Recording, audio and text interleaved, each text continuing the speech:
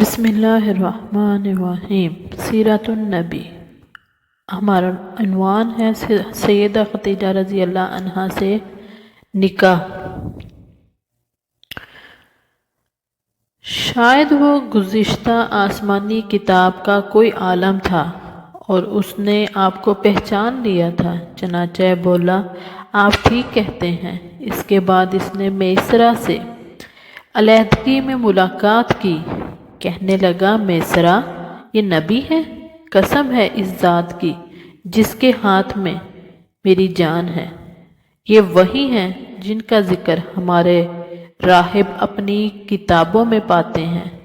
میسرہ نے ان کی اس بات کو ذہن نشین کر لیا۔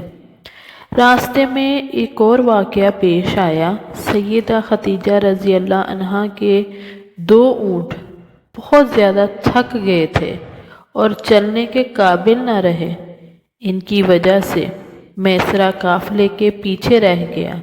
نبی کریم صلی اللہ علیہ وسلم قافلے کے اگلے حصے میں تھے۔ میسرہ ان اونٹوں کی وجہ سے پریشان ہوا تو دوڑتا ہوا اگلے حصے کی طرف آیا اور اپنی پریشانی کے بارے میں آپ کو بتایا۔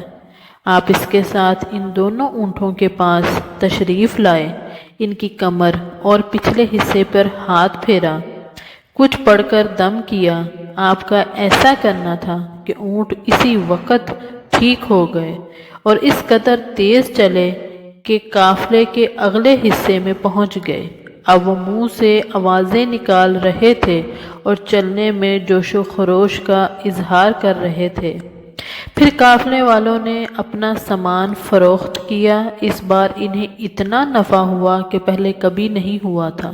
چنانچہ میسرہ نے آپ صلی اللہ علیہ وآلہ وسلم سے کہا، اے محمد، ہم سالہ سال سے سیدہ خدیجہ رضی اللہ تعالیٰ عنہ کے لیے تجارت کر رہے ہیں، مگر اتنا زبردست نفع ہمیں کبھی نہیں ہوا جتنا اس بار ہوا ہے۔ آخر قافلہ واپس مکہ کی طرف روانہ ہوا۔ میسرہ نے اس دوران صاف طور پر یہ بات دیکھی کہ جب گرمی کا وقت ہوتا اور نبی کریم صلی اللہ علیہ وسلم اپنے اونٹ پر ہوتے تھے تو 2 فرشتے دھوپ سے بچانے کے لیے آپ پر سایہ کیے رہتے تھے۔ ان تمام باتوں کی وجہ سے میسرہ کے دل میں آپ کی محبت گھر کر گئی اور یوں لگنے لگا جیسے وہ آپ کا غلام ہو۔ آپ صلی اللہ علیہ وآلہ وسلم دوپہر کے وقت مکہ میں داخل ہوئے۔ آپ باقی قافلے سے پہلے پہنچ گئے تھے۔ آپ سیدھے حضرت خدیجہ رضی اللہ عنہا کے گھر پہنچے۔ وہ اس وقت چند عورتوں کے ساتھ بیٹھی تھیں۔ انہوں نے دور سے آپ کو دیکھ لیا۔ آپ اونٹ پر سوار تھے اور 2 فرشتے آپ پر سایہ کیے ہوئے تھے۔ حضرت خدیجہ رضی اللہ عنہا نے یہ منظر دوسری عورتوں کو بھی دکھایا۔ وہ سب بہت حیران ہوئی۔ اب آپ صلی اللہ علیہ وآلہ وسلم نے حضرت خدیجہ رضی اللہ عنہا کو تجارت کے حالات سنائے، منافع کے بارے میں بتایا۔ اس مرتبہ پہلے کی نسبت 2 گنا منافع ہوا تھا۔ حضرت خدیجہ رضی اللہ عنہا بہت خوش ہوئی۔ انہوں نے پوچھا، میسرہ کہاں ہے؟ آپ نے بتایا، وہ ابھی پیچھے ہے۔ یہ سن کر سیدہ نے کہا، آپ فوراً اس کے پاس جائیے اور اسے جلد از جلد میرے پاس لائیے۔ آپ واپس روانہ ہوئے۔ حضرت خدیجہ رضی اللہ عنہا نے دراصل آپ کو اس لیے بھیجا تھا کہ وہ پھر سے وہی منظر دیکھنا چاہتی تھی، جاننا چاہتی تھی کہ اب بھی فرشتے ان پر سایہ کرتے ہیں یا نہیں۔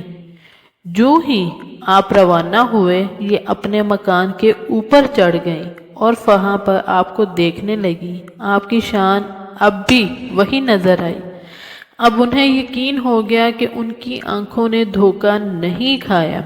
کچھ دیر بعد آپ صلی اللہ علیہ وآلہ وسلم میسرہ کے ساتھ ان کے پاس پہنچ گئے۔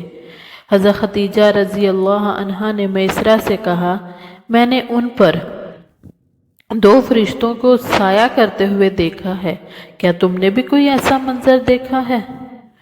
جواب میں میسرہ نے کہا، میں تو یہ منظر اس وقت سے دیکھ رہا ہوں جب قافلہ یہاں سے شام جانے کے لیے روانہ ہوا تھا۔ اس کے بعد میسرہ نے نستوار سے ملاقات کا حال سنایا۔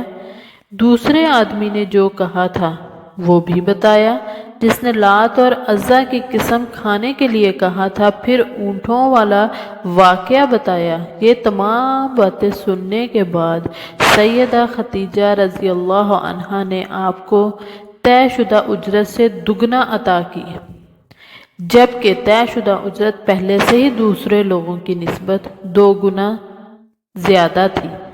ان تمام باتوں سے سیدہ خدیجہ رضی اللہ عنہا بہت حیران ہوئی۔ اب وہ اپنے چچا زاد بھائی ورقہ بن نوفل سے ملی۔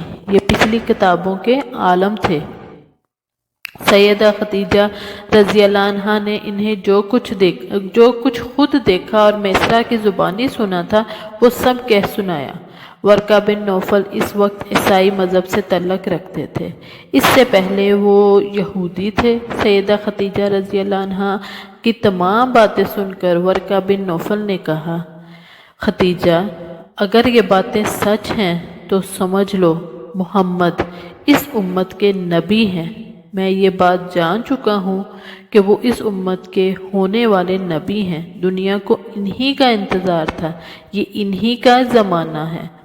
یہاں پر یہ بات واضح ہو جائے کہ نبی اکرم صلی اللہ علیہ وآلہ وسلم نے سیدہ خدیجہ رضی اللہ عنہا کے لیے تجارتی سفر صرف ایک بار ہی نہیں کیا بلکہ چند سفر اور بھی کیے۔ سیدہ خدیجہ رضی اللہ عنہا ایک شریف اور پاک باز خاتون تھی۔ نسب کے اعتبار سے قریش میں سب سے اعلیٰ تھی۔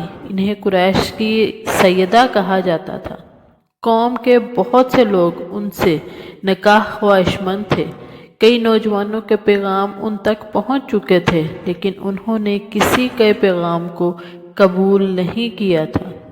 نبی اکرم صلی اللہ علیہ وسلم تجارت کے سفر سے واپس آئے تو آپ صلی اللہ علیہ وآلہ وسلم کی خصوصیات دیکھ کر اور آپ کی باتیں سن کر وہ آپ صلی اللہ علیہ وسلم سے بہت زیادہ متاثر ہو چکی تھیں، لہٰذا انہوں نے ایک خاتون نفیسہ بنت منیہ کو آپ کی خدمت میں بھیجا اور انہوں نے آ کر آپ سے کہا کہ اگر کوئی دولت مند اور پاک باز خاتون خود آپ کو نکاح کی پیشکش کرے تو کیا آپ مان لیں گے؟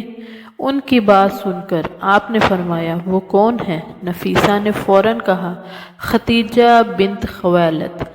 آپ نے انہیں اجازت دے دی۔ نفیسہ بنت منیہ سیدہ خدیجہ رضی اللہ عنہا کے پاس آئیں، انہیں ساری بات بتائی۔ سیدہ خدیجہ رضی اللہ عنہا نے اپنے چچا عمرو بن اسد کو اطلاع کرائی تاکہ وہ آ کر نکاح کر دیں۔ سیدہ خدیجہ رضی اللہ عنہا کی اس سے پہلے 2 مرتبہ شادی ہو چکی تھی۔ ان کا پہلا نکاح عتیق ابن مائد سے ہوا تھا۔ اس سے بیٹی ہندہ پیدا ہوئی تھی۔ عتیق کے فوت ہو جانے کے بعد سیدہ کا دوسرا نکاح ابو حالہ نامی شخص سے ہوا تھا۔ ابو حالہ کی وفات کے بعد سیدہ خدیجہ رضی اللہ عنہا بیوقی کی زندگی گزار رہی تھیں کہ انہوں نے آپ صلی اللہ علیہ وسلم سے نکاح کا ارادہ کر لیا۔ اس وقت سیدہ کی عمر 40 سال کے لگ بھگ تھی۔ سیدہ خدیجہ رضی اللہ عنہا کے چچا عمرو بن اسد وہاں پہنچ گئے تھے۔ ادھر نبی کریم صلی اللہ علیہ وسلم بھی اپنے چچاؤں کو لے کر پہنچ گئے۔ نکاح کس نے پڑھایا، اس بارے میں روایات مختلف ہیں۔ ایک روایت یہ ہے کہ یہ نکاح چچا ابو طالب نے پڑھایا۔ مہر کی رقم کے بارے میں بھی روایات مختلف ہیں۔ ایک روایت یہ ہے کہ مہر کی رقم 12 اوقیہ کے قریب تھی۔ دوسری روایت یہ ہے کہ آپ نے مہر میں 20 جوان اونٹنیاں دیں۔ نکاح کے بعد نبی کریم صلی اللہ علیہ وسلم نے ولیمے کی دعوت کھلائی اور اس دعوت میں آپ نے 1 یا 2 اونٹ ذبح کیے۔